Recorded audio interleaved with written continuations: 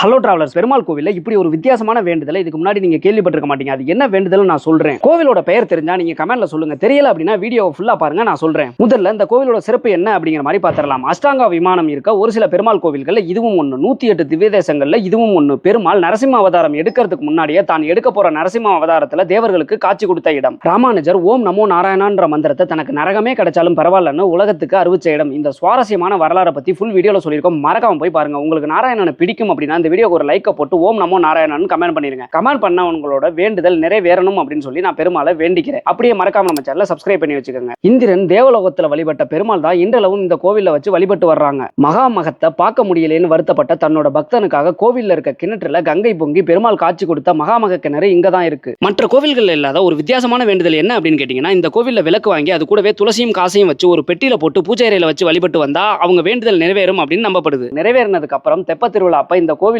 வந்து அந்த விளக்கை ஏத்திட்டு போவாங்க. அந்த விளக்கையே வேண்டுதல் வச்சு நம்மளும் எடுத்துட்டு வரலாம். இவ்வளவு வரலாற்று சிறப்புமிக்க கோவில் எங்க இருக்கு அப்படின்னு கேட்டீங்கன்னா, சிவகங்கை மாவட்டம் திருப்பத்தூர்ல இருந்து வெறும் 11 கிலோமீட்டர் தொலைவில் இருக்க திருக்கோஷ்டியூர் சௌமிய நாராயணர் கோவில் தான் இந்த கோவில்.